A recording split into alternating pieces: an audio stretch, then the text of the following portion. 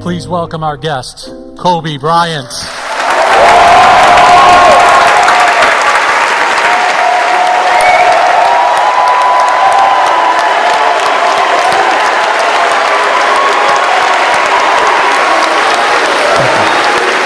Thank you. Thank you. Oh, man. Man, if I knew college was going to be like this, I would have took my butt to school. Welcome. Thanks for being here. Thanks for coming to USC.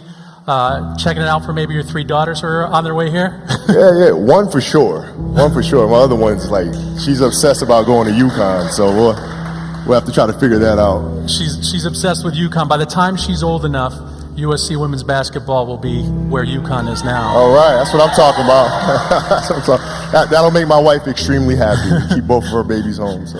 Speaking of that last, over the weekend, Arike Ogunbowale, when she hit the winning shot both in the final and the semifinal, yelled Mamba mentality. Was that easy for you to listen to? Well, I mean, I love watching great players do phenomenal things, and it's always, it always makes me feel good that what I've done throughout my career has inspired the next generation, But, my daughter just looked at me after the game. She goes, you probably should have stayed home. Because we were at the game. We went to the game to see UConn. And, after she says that, she's like, man, we should have just stayed home. Yeah. Great performance. It was such a clutch shot, both of them. Yeah. Today, as I mentioned, we want to focus on 3 things primarily. When we talk about mindset and mentality, we certainly want to talk about your competitive philosophy. We want to talk about leadership and then some of the lessons through basketball. We're on a strict time schedule. We're going to get you out of here by 1:30. Some students will ask questions at the end, but do you mind if we dive right in? Sure. All right. Let's go. So let's start with Dear Basketball, which began as a poem, almost a love letter to basketball. Can you tell us the origin of that writing and how it went from a written poem to a movie? Well, I mean, it was just thinking about how was I going to announce how I was going to walk away from the game. And for the most part, as athletes, we tend to think about that in terms of communicating that to the public or to fans. And I realized I hadn't really had a chance to speak to the game itself.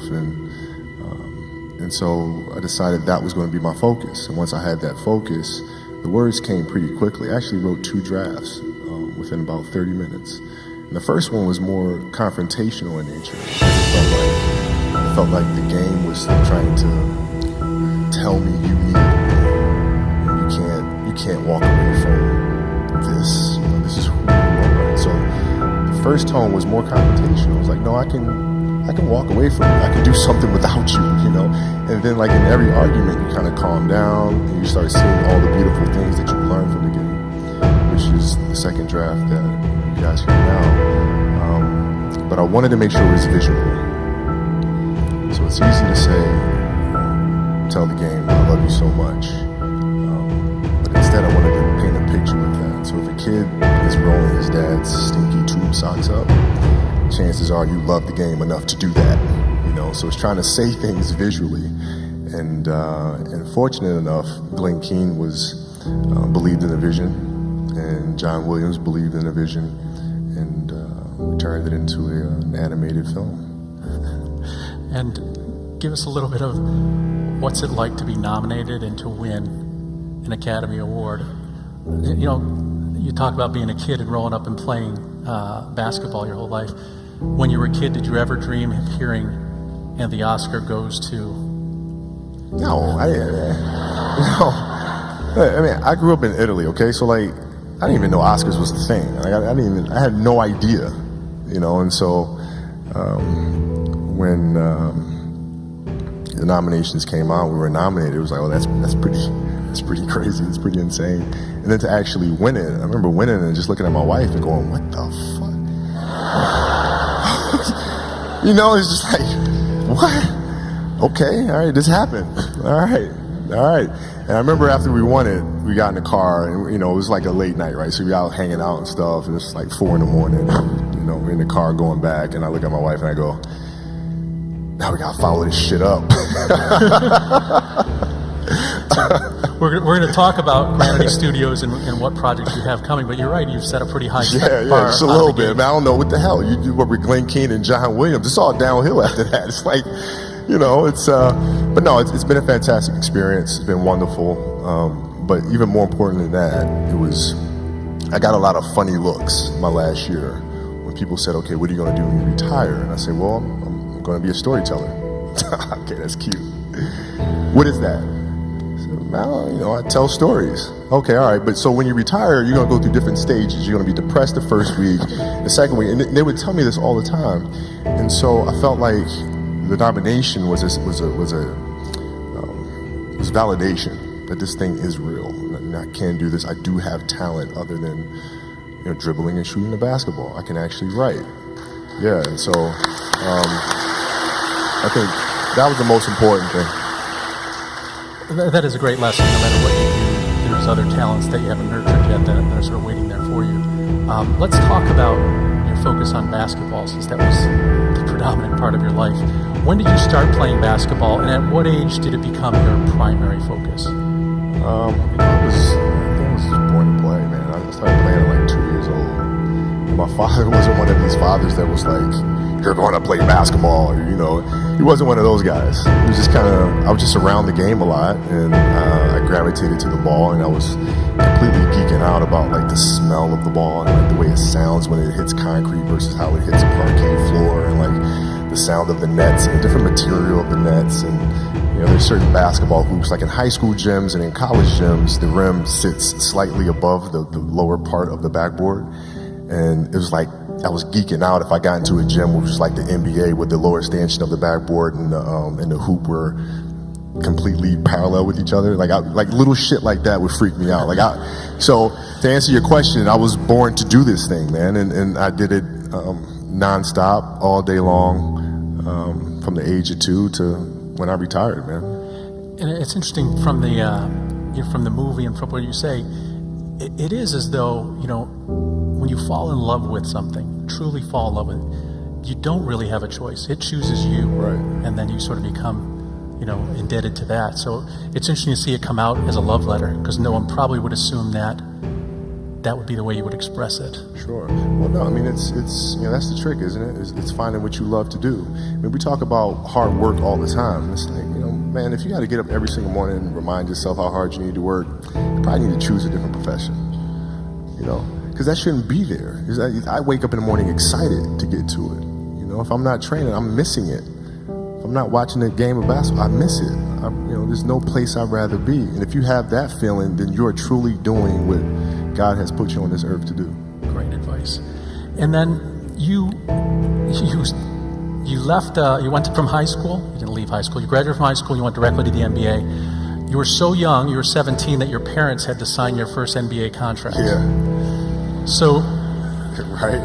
You're the youngest person not only on the team but in the league. We've got a bunch of graduating students who are probably going to their first full-time job.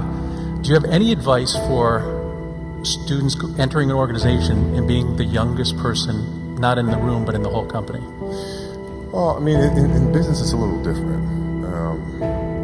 I think the best way to prove your value is to work, is to learn, is to absorb, to be a sponge. But you always want to outwork your potential. As hard as you believe you can work harder than that. And that's what I tried to do when I first came in the league. But basketball is such a direct competition sport that me coming in at 17, I hated when my teammates would say, I get hit with an elbow, or Shaq would hit me with an elbow in practice. Big Van Exel would come up and say, are you okay? Like, motherfucker, what? Mao, are you okay? What the hell's wrong with you? So I always had that extra chip on my shoulder. So every day in practice for me was really trying to annihilate everybody that I was playing against. Because I wanted to prove you don't need to babysit me. I'm fine, And so it's always that competitive nature, the work ethic, and curiosity. Because I asked a lot of questions. Playing with Bryant Scott, I asked him a lot of questions. Eddie Jones, who was great at chasing guards off the screens, and I didn't understand how to do that. I would sit with him before practice, after practice.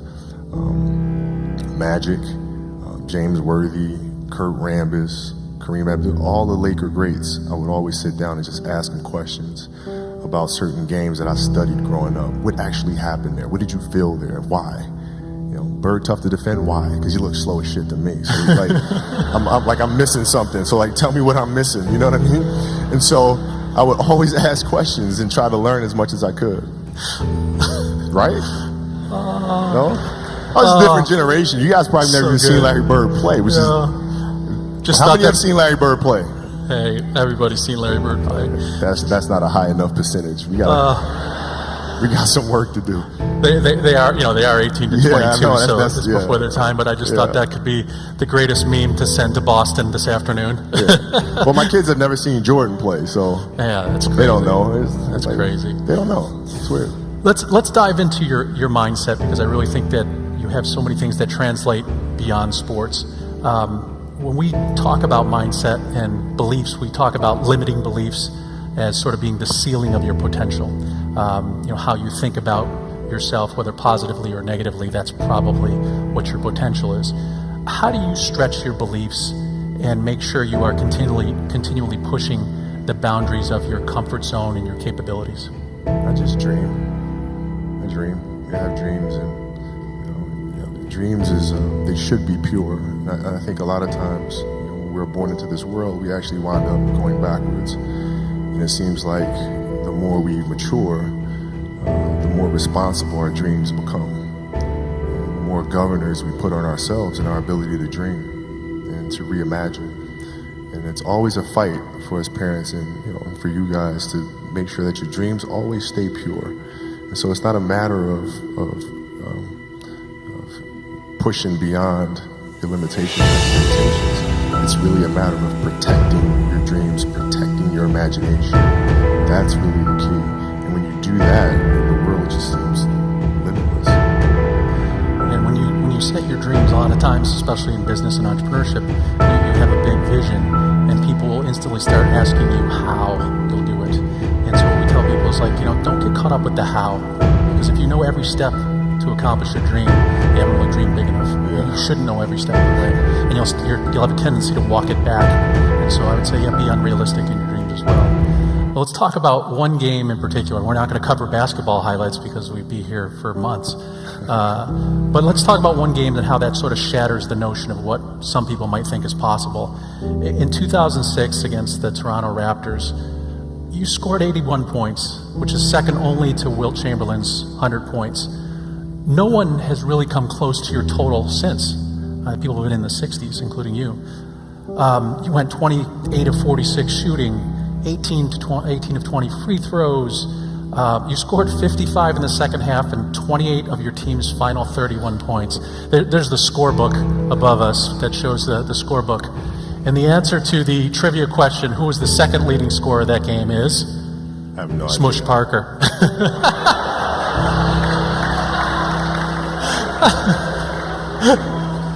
Oh, that's so good. So what do you have, 4? He had 13. He had 13. But it was something that if you were watching it, it just kept building. Now you know why I had to score 81.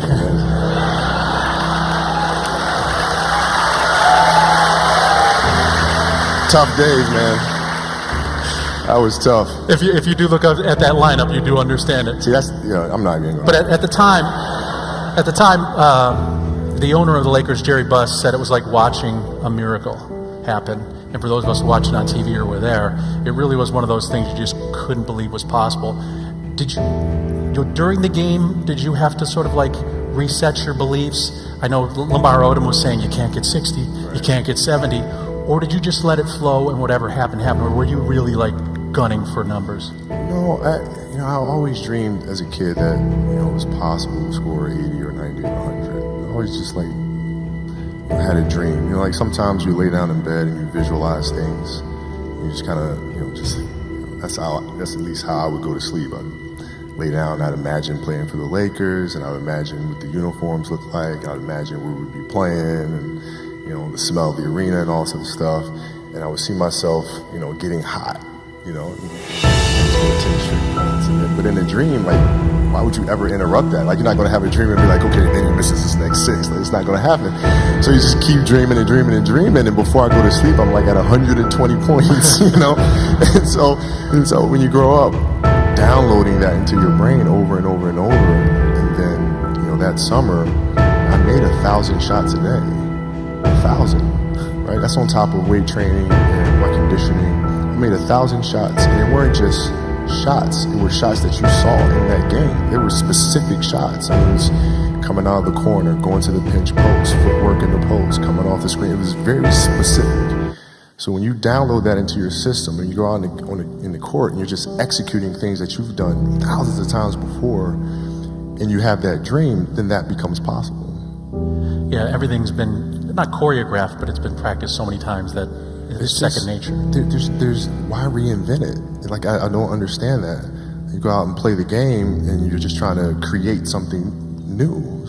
No, this is what I do. This is what I do extremely well. You're gonna have to stop me from doing that. And if you do stop me from doing that, I have a counter to that. Done. You know, years later, you watched a replay of that game and you live tweeted what you were thinking. And I thought that the students would like to see some of your tweets from watching that game. I don't remember what the hell I said. So this is awesome. So it says, watching the game now, I missed easy shots. I could have had 100. Down 14, I'm heating up. At this point, I wouldn't pass a kidney stone. And then lastly... Damn, I should have been a comedian, man. What the hell? And then lastly, I knew I should have got a fresh haircut for this game.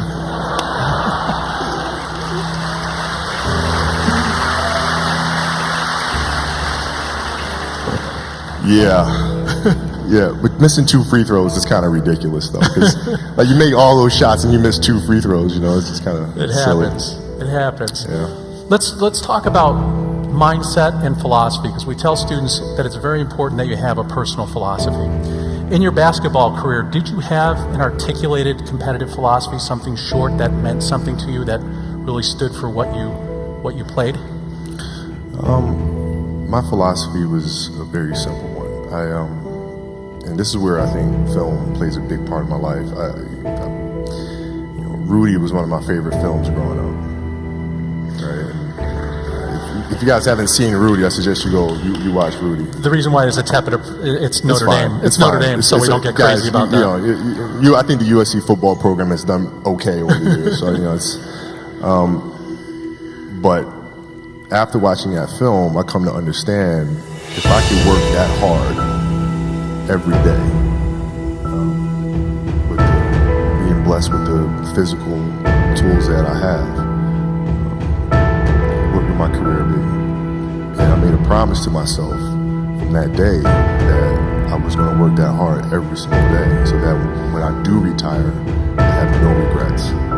And that was the most important thing for me, is to leave no stone unturned, get better every single day. And if I lived that way, then over time, I'd have something that was beautiful. That was my philosophy. It seems like a pretty simple one, but if you live your life to just get better every single day, and do that for 20 years, I mean, what do you have? That's exactly right. Did you, you seemed at peace both before and during the game.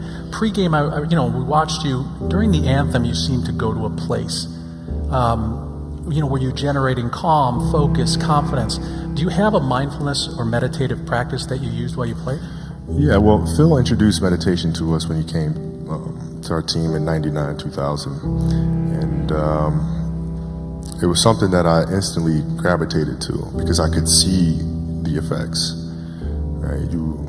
I used to watch, studying the games, the Bulls teams, and watching their demeanor, watching their composure, playing in a tough place in like Utah, doing the finals and being down 17, but everybody was like this. You couldn't tell if they were down 17 or up 20 or a tie game. It never changed. And I was wondering why the hell that is. And that's when I started doing more research. And when Phil came, I immediately gravitated to it and then found myself accepting the challenge of finding what that space is. And for the 81-point game, man, to be honest, I wasn't even thinking about the game. My knee was hurting so much. I didn't know then, but I had a flap of joint of cartilage stuck in my joint line. And so my mind was really trying to go to a place where I don't feel that pain. And the game started, and because of that, I was just in a different space. I wasn't worried about what was to come. I wasn't worried about what just happened. I was just here. And when you're just there in the moment, playing plays right in front of you, your focus is heightened because nothing else matters. And that's the space I've tried to get to. It's a perfect definition of mindfulness, in the present moment without judgment. And not for nutrition, though, because I did have a pepperoni pizza the night before the game. And full disclosure, I also had a plain quarter pounder with cheese before the game. So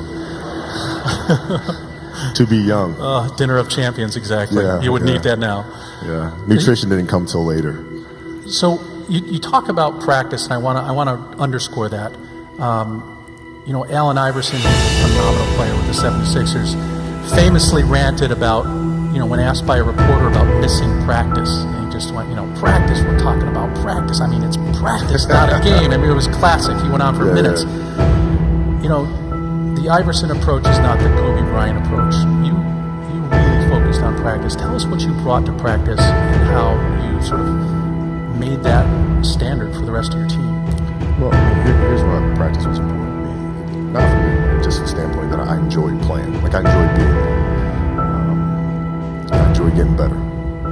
But as a leader of a team, it's also your responsibility to elevate the rest of the guys.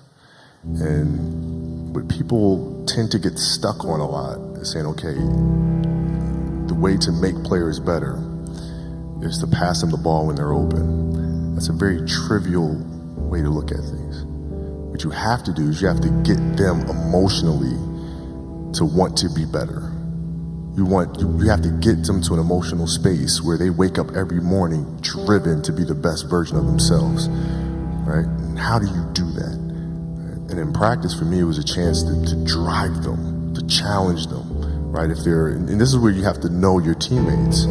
Because if it's late, we just had a back-to-back and we had practice the next day, and you show up and guys don't feel like going through the motions, don't feel like practicing. It's important to know each and every one of them individually, personally, because then you know what nerve to touch.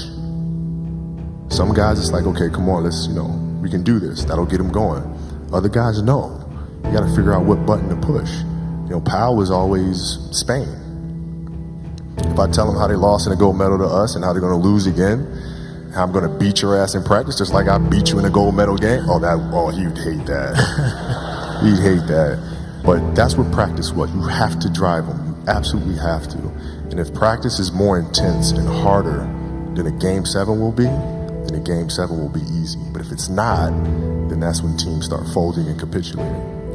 You actually, it's a perfect segue to how to create a high-performance culture with coaches and team leaders. Everybody's sort of got to be on that page of helping you become the best version of yourself.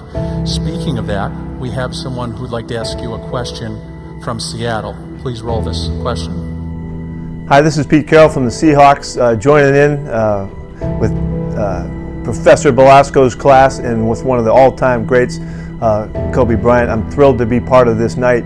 But I just have one simple question, really. Kobe, you have been one of the all-time great competitors that have ever played in any sport. And I'm real curious to know what it was like for you with all of the grit and all of the makeup that you had to be such a great competitor. What was it like for you to play with people that weren't as gritty as you were? How did you deal with that? How did you set your expectations knowing that you were so far out there, and how did you deal with the players that you played with, knowing that they were still kind of somewhere on the spectrum, but you were on the top of it? Good question. It's a great question.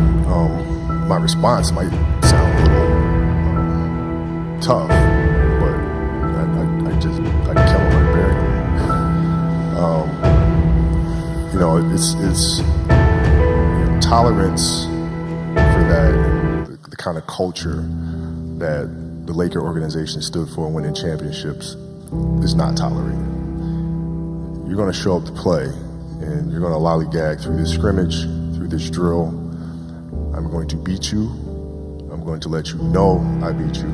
I'm going to want you to reconsider your professional life choice. You know,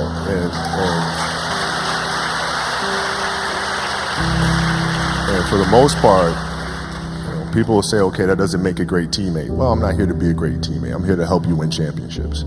So there's a difference. And, you know, fortunately for us and for me, you know, we had an organization that, it was championships or nothing. And they were really good about identifying that and bringing players in here that had that competitive streak and, you know, getting rid of the ones that did not. If I got to fight to get you in the gym, that's a problem. That's a problem. You want players that are gym rats, players that want to be in the gym, that want to work. And then from there, you build on top of that. But if you're lazy, man, I don't want to talk to you. I don't want to deal with you. You're going to make me feel dumber. You know, you know, you're going to lower my level. I don't think so. You can go over there. There's plenty of teams in here where you'll fit right in. Well, you mentioned... At the time, they were right down the hall from us. So, you know, they were. You mentioned the organization, and you know, we're talking about leadership, not just on the floor and the players.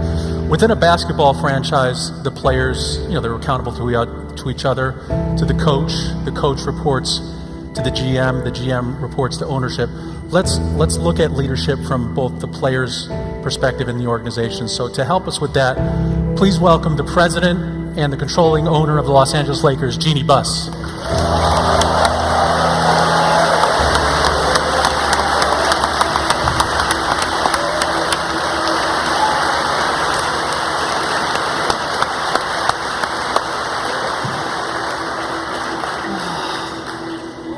Oh, so good. So good. It's so good to have. I made a call upstairs. Yeah, I see. Welcome to USC campus. When I heard that you were going to be here, I had to stop by and welcome you and tell you thank you for inspiring another generation. I'm sure everybody's enjoying having you here today. Thank you. It's family, man. Speaking of that, so can you share the relationship between Kobe and the Buss family, your dad and you, your brothers, and what he's meant to the franchise and your family? For us, you know, Kobe was drafted at 17, and I'll never forget meeting him. He was a eager young man, and I'll never forget our waiter. We went to lunch, and our waiter, Kobe asked him if he spoke Spanish, and the waiter said, "Yes, I do." And Kobe said, "I'm going to learn Spanish." And I thought that was so odd for somebody so young to give himself a challenge like that. And now you speak beautiful Spanish, Italian. You do your press conferences in both languages. So, you know, the idea that we had a franchise player in this young kid was a gift for our family. And you know, the idea that you have been a Laker for 20 years throughout your entire career, that meant a lot to my father, Dr. Buss, that you were a Laker for life, and you were. Thank you. You always were.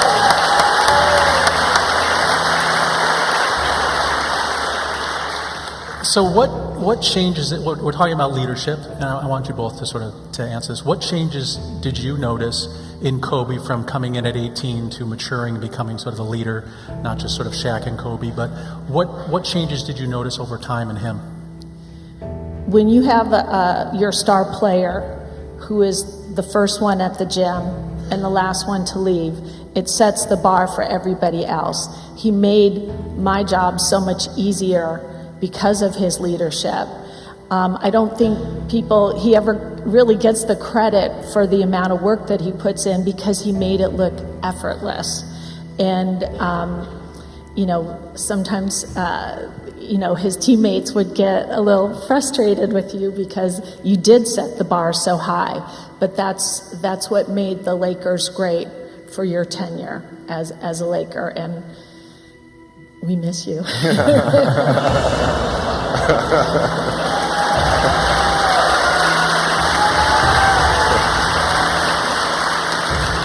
In most, as Kobe said, the Lakers play for world championships. They don't play for division championships or conference championships. They play to win it all.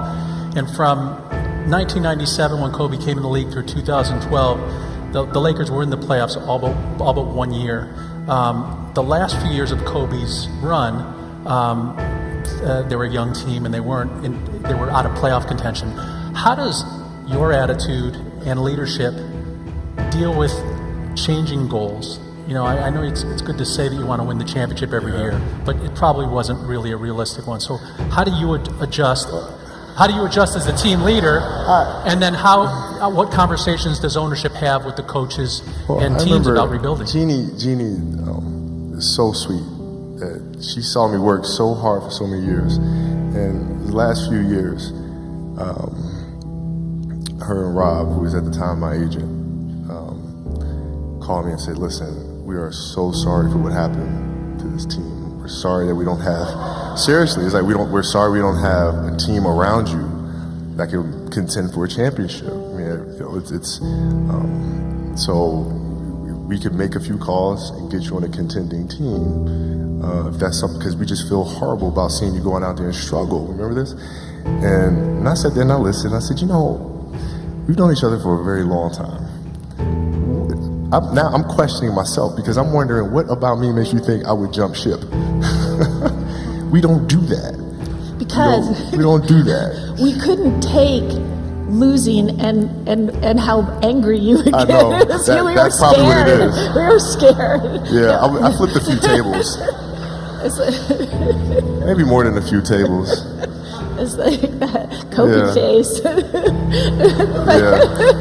I felt bad for Mitch. Well, not really. A little bit. When we lost to the Celtics in 2008, you and Phil Jackson used to say it's worse to lose in the finals than to not make the playoffs at all. And losing, especially to the Celtics, was that much more difficult. But you just took that right from the court and went to the Olympics and led the team to a gold medal. So you took that, and then you were on a mission to get back into the finals and win, and you did. And we played. But to me, it's fan. It's not like the Lakers. I've been a Laker fan since 5 years old, man. I know the Laker history all the way from Minneapolis all the way to where it is today. Right? So it's in my blood. And this family, her father, believing in me and standing by me and all sorts of stuff. Like I'm not gonna go anywhere. Like this is home. We work through this stuff together. And as a leader, you gotta be able to take the good with the bad, man. You can't just because the ship's sinking, all of a sudden I'm gonna jump off and swim to another ship like that. You don't do that. You can win championships in front of everybody, and you could miss the playoffs in front of everybody. You gotta be able to take both sides of it.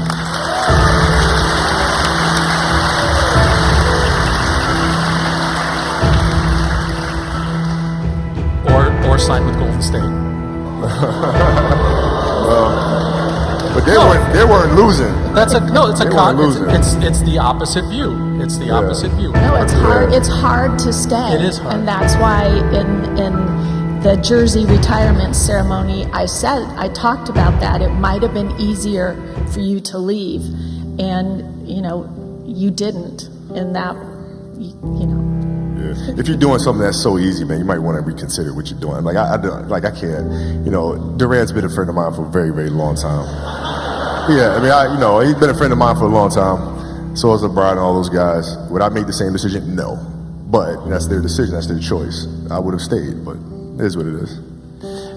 Yeah, people have to do what's right for them. It's not a judgment. It's just a fact. So it is. It is. It is what it is. So, Jeannie, you mentioned the retirement ceremony, and it was unique, one, because it came very early. He'd only been retired for a year. As people know, Kobe switched numbers from 8 to 24 during his career. Why did you decide to retire 2 jerseys in both numbers? Well, that was kind of a debate that we had internally, and really the whole idea of retiring a number for a player is that you know no one else can ever wear that number again, because you will always think of the former player great in that number. And so we knew that no one was ever going to wear 8 or 24 for the Los Angeles Lakers ever again. But if you took the body of work of Kobe wearing number 8 and Kobe wearing number 24, both of those players would qualify to be on the wall, and he just happened to be one who had such an amazing career. He deserved to be up there twice.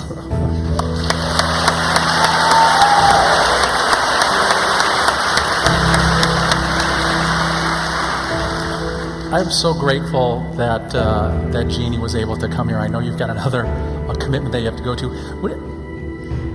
I'm going to say this off the record. Would you ever come back and talk about your businesses with our students at some point? I would love to.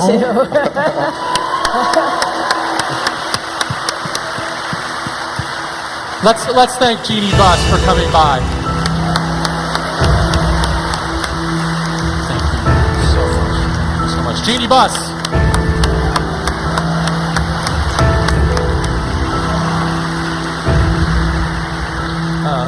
You can see why Kobe, some of these, Kobe, Jordan, phenomenal players, probably not coaches. Well, I do coach my daughter's team. Oh, I do. I coach my daughter's team. She's it's a 6th grade basketball team. We run a triangle offense. We do. And you can't tell kids to scorch the earth. I mean, they're too young for that, right? So you got to first teach them how to scorch the earth, right? So you got to teach them fundamentally how to pass with your left hand, how to make left-handed layups, how to dribble appropriately, how to proper spacing, and all the basics first. And then when they get to 17, 18, then it's Dracarys. All right, so let's just make a note for admissions, 7 years. Let's put her on the radar and let's keep watching her play. We've got a couple more minutes, and I'm going to have students ask you some questions. But I want to dive into your businesses now that you're sort of transitioned from basketball. It's interesting because most athletes and retired athletes focus their business efforts around building their own brand, their personal brand. And certainly, you have a brand, you have a shoe, but you've chosen to do something else, something that's more bold, something that you really haven't done before. Can you tell us why you're doing this, why you're going into a creative endeavor like Granity Studios? Because I love doing it. I mean, it's that simple. You have to sit and ask yourself what is truly going to get you up in the morning, what's going to keep you up at night. And when you find what that answer is, you stay true to that. I've built a brand for the last 20-some years, personal brand, which is great.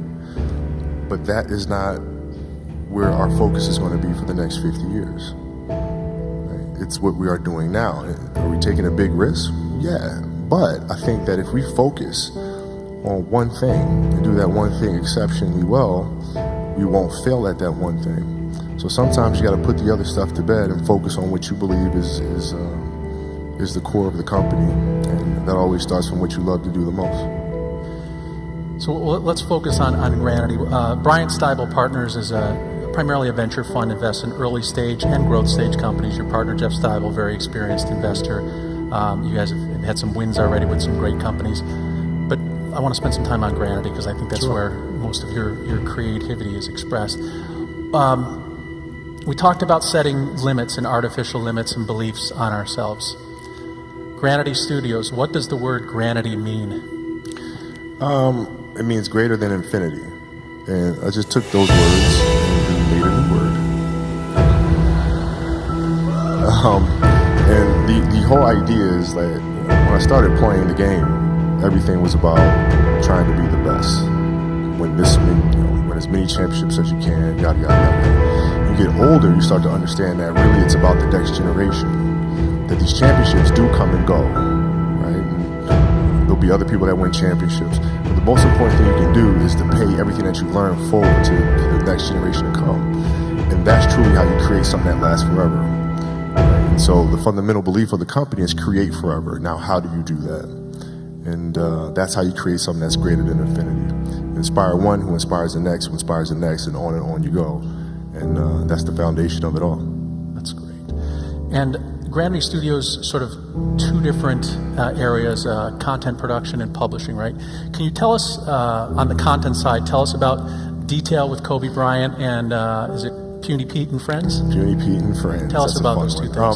things. Detail, we'll launch that April 12th on ESPN+. And what I observed a lot in my career is how players study film.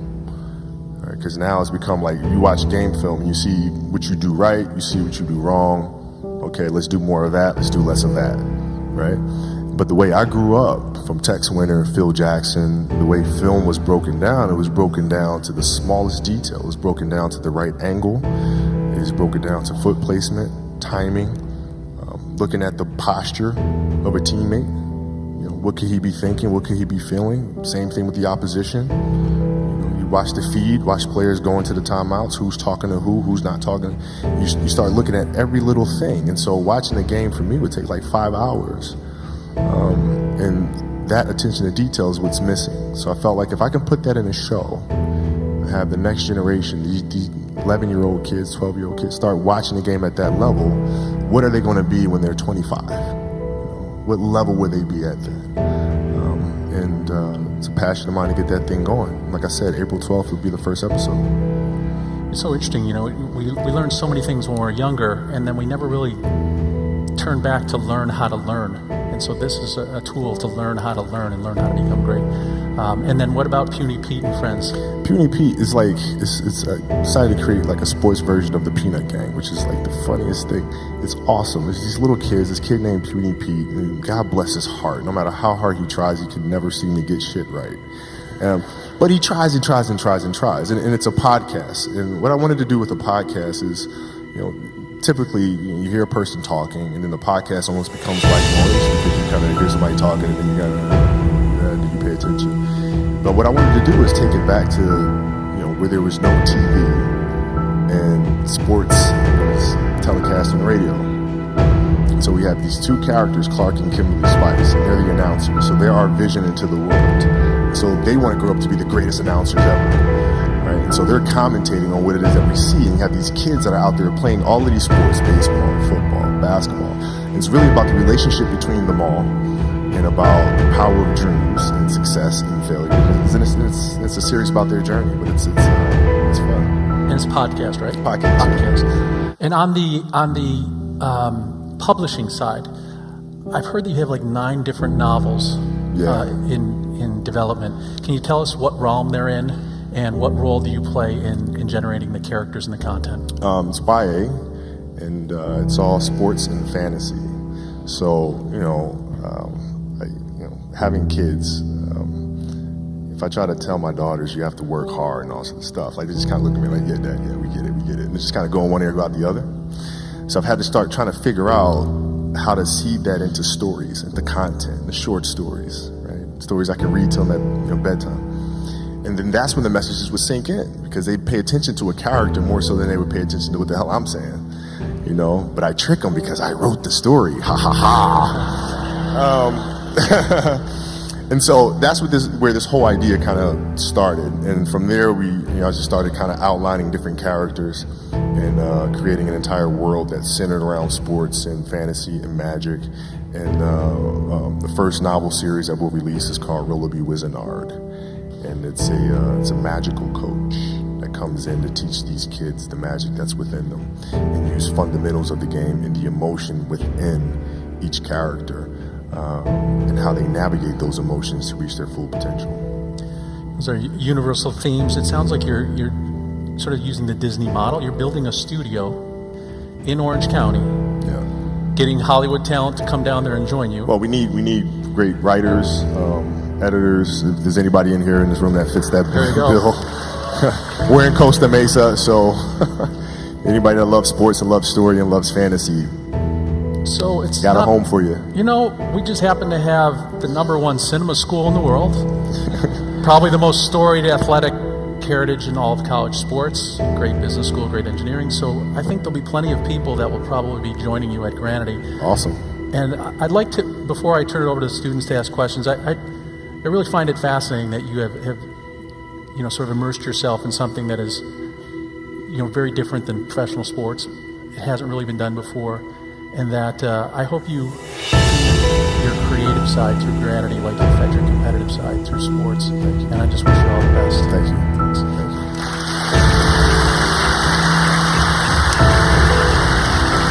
Let's start off with some students. You can stand up too. Stand up, tell them who you are. Got about 6 or 7 for you. Hey Kobe, on behalf of everyone, thank you so much for being here today. My name is Sarah Hughes. I'm a master's student in the entrepreneurship program. I played on the beach volleyball team as an undergrad, and now I play professionally for Team USA. My question for you is, what did you know and learn at the end of your career that you wish you knew at the beginning? Understanding empathy and compassion. Because as a young kid, when I came in the league, it was like, I'm driving this way, and either you're going to be on the train or be on the track. Right? Where there was no such thing as understanding that people have lives outside of the game, which apparently I did not. But like if I understood that at an early age, then it helps me as a leader to communicate better. I came to understand that later, and getting to know people on a personal level. What are their fears? What are their insecurities? Right? What are their dreams and ambitions, desires, those sorts of things? When you come to understand that about a person, then you can help them reach the best version of themselves. So I wish I'd known that earlier. Thank you. Oh, thank you. Thank you.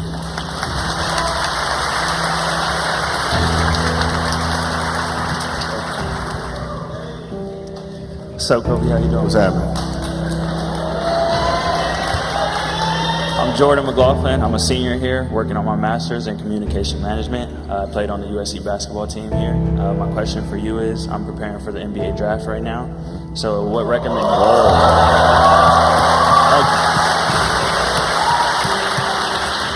recommendations do you have for someone on picking an agent?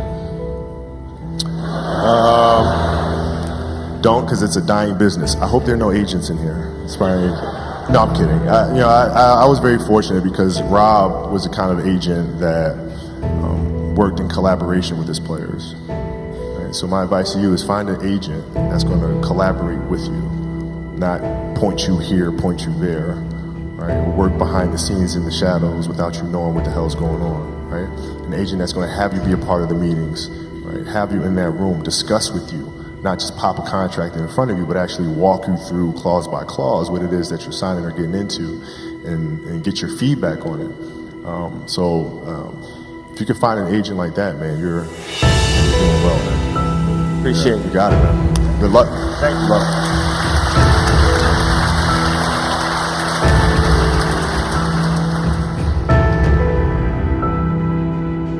Hi, my name's Waverly. I'm a senior majoring in international relations and global business. And I really enjoyed hearing about your different projects and new businesses. And I was wondering if you've had to tone down your competitiveness and your approach in a new work environment. Yeah.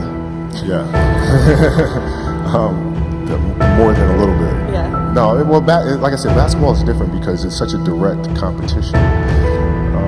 What we do now, there is the competitiveness that I bring to work every day is really helping people, in a sense, be competitive with themselves. Right? If you're animating something, or you're writing a screenplay, or you're composing a piece of music, is that the best you can do? Right? Don't ask me. Don't say, okay, do you approve? Don't ask me. I'm not the musician. I'm not the composer. You know. Right? So the competitiveness is more from an individual perspective. Is this the best you can do? And if the answer is yes, then off we go. So it's different. Mm-hmm. It's different. Thank you so much. You got it. Very welcome.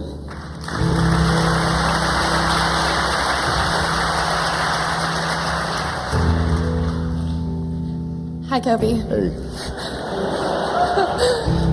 My name is Victoria Yarrick. I'm a junior broadcast journalism major. My daughter came to watch them play, by the way, volleyball, and we were sitting right there, and she was like, oh my God, they hit that ball so hard. That was the first time watching you guys play, so. Thanks for coming. You're always welcome. Thank you. My question for you is, players like Kevin Love and DeMar DeRozan are coming forward sharing their stories about mental health. What is your take on this, and why is it important that elite athletes join in on this universal conversation? Well, that's a great question. I think it's important for athletes to own what it is that they're going through. It's awareness, right? I think a lot of times we try to tell children, tell young athletes in particular, that if you have those thoughts and those feelings, that's weakness. That's bad. You shouldn't be feeling that, which then causes them to feel some type of way about themselves, right? They carry that around with them for the rest of their lives. And I think the most important thing is for us to be aware of what's going on in here. Not that it's bad, good, or indifferent, but it's awareness. And once you're aware of it, then you can choose to walk hand in hand with it, or you can choose to fight it, but you're making that decision. If you just can constantly bury that in the distance, then it starts festering, and it comes up in different ways. It manifests itself in different ways. So I think it's unbelievable what DeMar and what Kevin are doing, and hope to see more of it. Thank you. You got it. You got it. Pleasure. Thank you.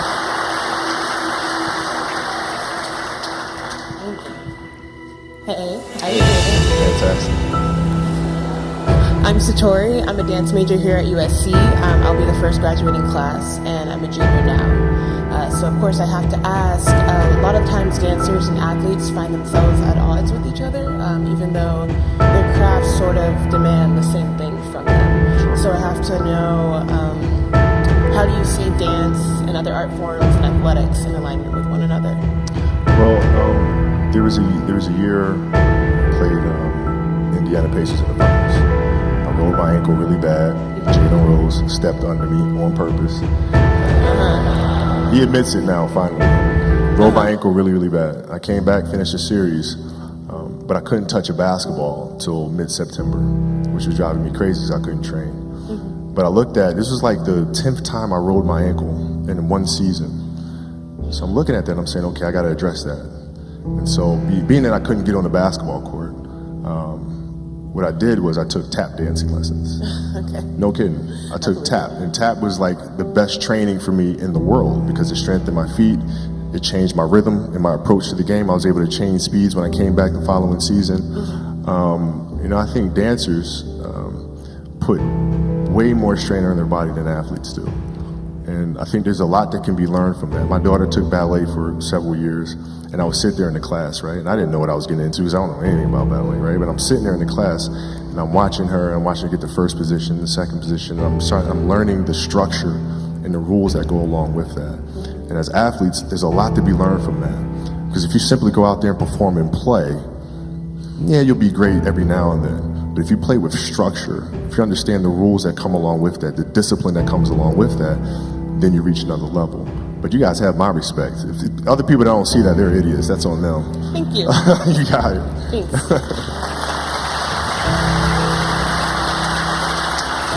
By the way, I was a horrible tap dancer, by the way. That Mamba mentality didn't translate to that shit, man. How's it going, Kobe? Good, man. How you doing? Good. So my name is Malik. I'm a senior studying communication. I'll be earning my master's in communication management on the football team. So I was just wondering, what is the most important thing that I can take away from football that would translate into my life after sports? Well, I mean, it's different for everyone. I think for me it was the discipline, the teamwork. I mean, I think teamwork's the most important thing. In a sense of, sports is a place where you can have so many different ethnicities, people from different religious beliefs, political beliefs, but you're all grounded with one focus of achieving one thing, right? So being able to put those things to the side to accomplish a goal, that's one of the strongest lessons I think we should take from team sports. Thank you, appreciate it. Good luck to you.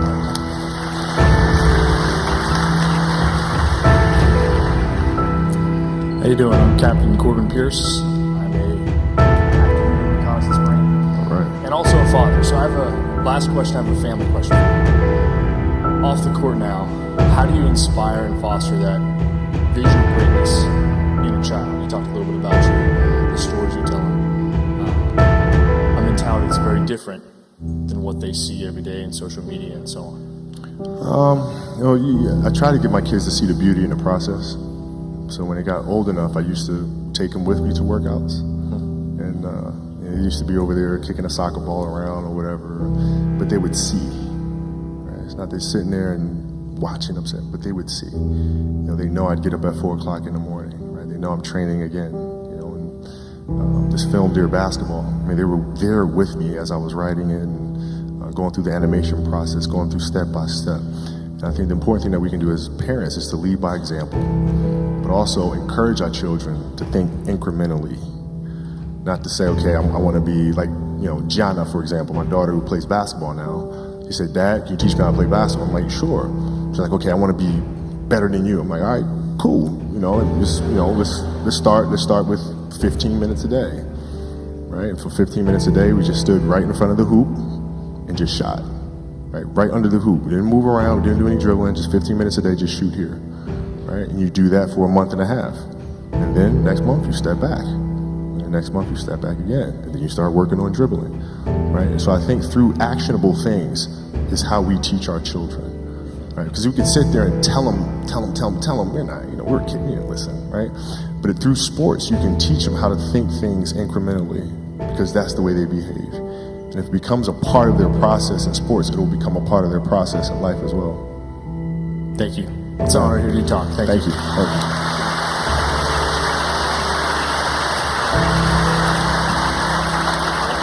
Yeah, amazing questions. Imagining you training your daughter to play basketball, I sort of thought of Karate Kid and Mr. Miyagi. Just do this one thing. Just do this one thing for a month. So for a month, his daughter's just shooting like 3-foot bunnies from the front of the rim. That's it. It's been a great time. I told you. And speaking of Corbin's last question about parenting and Mamba mentality, I want you to share why we promised to get you out of here and what you have to do today. What's your other obligation? Hope I don't like being second in carpool one. No, I'm joking, but I'm really not. No, my schedule's always the same. I get up super early, I write, I work out, I take the kids to school, I go to the office, work more, and then every day I'm there in carpool to pick up my baby from school. And so I don't miss that. I don't miss it. Competitively sometimes when I pull up and there's a car in front of me, I'm like, how the fuck? How are you here before me? Like, I'm here 50 minutes before. Like, what the hell? God. Yeah. Always could be. Imagine if, cutting you off at carpool, just like you dodging in the last minute, cutting you off. Just always competing some way against yourself. No, it's just annoying. It's just annoying. Well, at USC, we compete as well. We compete for the best students, the best entrepreneurs, the best dancers, the best athletes, the best engineers, the best guest speakers. We really try and bring everybody here. Right.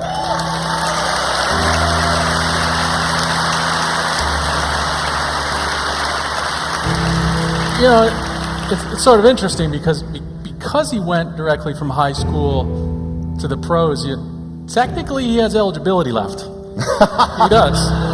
So I thought I would bring a great representative from USC to help thank you. Please welcome the head football coach, Clay Helton. Clay.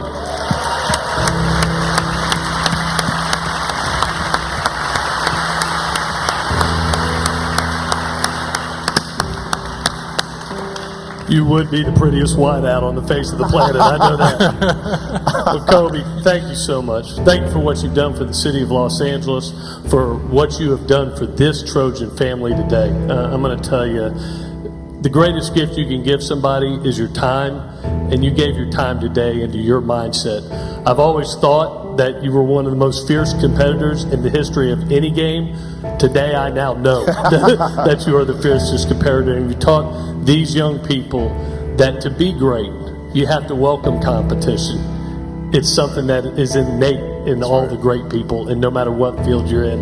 And we'd like to thank you from our Trojan family to you, and we'd like to make you an honorary Trojan. All right. All right. All right.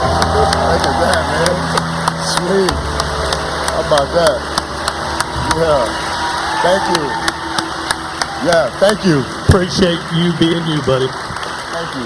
Thank you, thank you, thank you. Stay up here. Hey, students who ask the questions, get up here for a quick picture. This will show off the guns nicely right here. This will be nice. Students who ask the questions, come on up really quickly. Guys, thank you for coming today. It's been a great day at USC. It's great to be a Trojan. Have a great week. Fight on. Thank you. Thank you, Kobe.